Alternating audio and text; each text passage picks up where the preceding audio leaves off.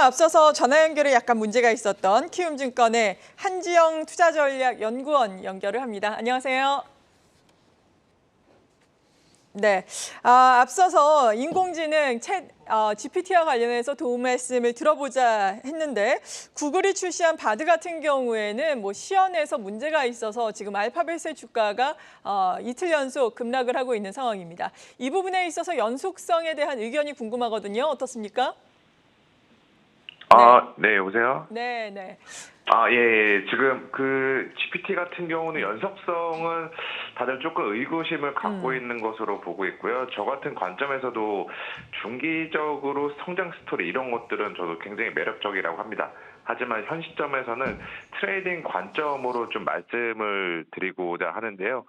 제가 트레이딩 관점에서 이야기를 드리는 거는 최근까지 거시경제 환경이 성장주들에게 좀 유리한 환경이었습니다.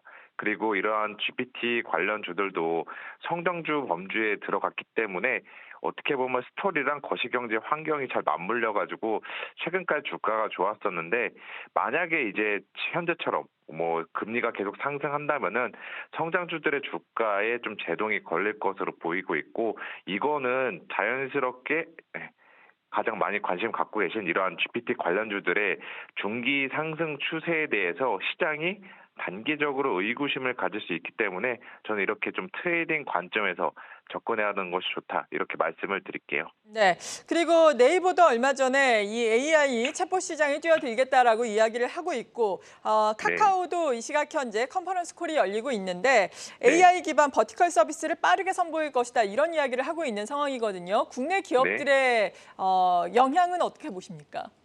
예, 지금 네이버나 카카오도 지금 이렇게 이 AI 쪽에 굉장히 많은 관심을 보이고 있는데, 지금 사실상 그 국내에서 가장 적극적인 관심을 가지고 투자를 하는 곳은 통신 3사들입니다. 잘 아시겠지만 지금 SK텔레콤 같은 경우는 A닷, 또 KT 같은 경우는 믿음, LG U+플러스 같은 경우는 익시, 이런 식으로 좀 통신 3사들이 이쪽에 대해서 선제적으로 좀 투자하려고 하는 모습이다라고 보시면 될 것 같고요. 저희 이제 주식시장에 있는 사람들 입장에서는 이들의 투자보다는 과연 우리의 수익으로 연결될 수 있는 종목들이나 업종들, 섹터들이 뭔가라고 봤을 때, 저 같은 경우는 이들 대형 통신 3사보다는 여기 밸류체인에 속해 있는, 지금 오늘 같은 경우 주가 조정을 받고 있지만 AI 기반 중소형주들이나 아니면 저는 네이버, 카카오 이쪽에 더 주목할 필요가 있다, 이렇게 말씀을 드릴게요. 네. 그리고 어닝 시즌 계속해서 지나가고 있습니다. 어닝 네, 쇼크를 기록한 기업들도 사실 주가 측면에서 보자면은 이번이 최악이 아닐까, 혹은 1분기가 최악이 아닐까라는 전망이 나오면서 주가는 네. 오히려 상승하는 현상이 나타났는데, 네. 어닝 시즌 눈여겨볼 만한 기업들이 있다면 어떤 곳들 보고 계십니까?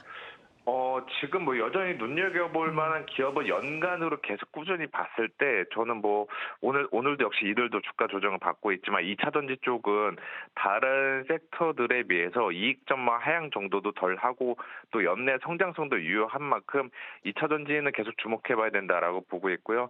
또 요즘 같은 경우는 이제 중국 리오프닝 주들이나 혹은 오늘 이제 SM 같은 이제 엔터주들에 대해 다들 관심이 많은데, 저는 이제 업황 턴어라운드가 점점 가시화되고 있는 가전 포함해서 IT 업종에도 계속 주목해 보실 필요가 있다, 이렇게 말씀을 드릴게요. 네. 그리고 은행주들 같은 경우에는 또 의외로 최근에 외국인들이 꾸준하게 순매수를 하고 있거든요. 사상 최대 네. 실적을 내고 있는 은행주들도 상당히 많은데 은행주, 금융주에 대한 투자 의견은 어떻습니까? 저는 은행주는 개인적으로 좀 중립적으로 보실 필요가 있다라고 말씀을 드릴게요. 네. 외국인 수급 들어오고 있고, 또 이쪽에서도 계속해서 이제 주주 환원과 관련해서 재료들이 등장을 하고 있는데, 다분히 매력적인 그 요인이긴 하지만 국내 은행주들은 아무래도 정부에 대한 좀 규제 리스크에서 자유롭지 못한 만큼 이쪽 투자는 중립적으로 볼 필요가 있다, 이렇게 좀 말씀을 드릴게요. 네. 그리고 MSCI 지수 정기 변경이 오늘 아침 있었는데 카카오페이 같은 경우에는 주가 측면에서 네. 그다지 도움을 받지 오늘 같은 경우에는 못하고 있는 네네. 상황이거든요. 증권사의 투자 의견도 약간은 엇갈리고 있는데 이 부분은 어떻게 생각하세요? 예, 이것도 역시나 이제 그때그때 맥락에 따라 다르다, 타이밍도 되게 중요하다라고 보고 있는데, 오늘 카카오페이가 주가가 별로 그렇게 재미없는 거는 아무래도 전반적으로 그 대형주들이 좀 약세를 보인 영향이 크다라고 보고 있고요. 이거 같은 경우는 이미 1월 달부터 시장에서도 편입 가능성은 상당히 높게 점치고 있었고 이로 인해서 1월 중에 주가 상승세가 좀 강하긴 했었는데 최근에는 또 쉬는 중입니다.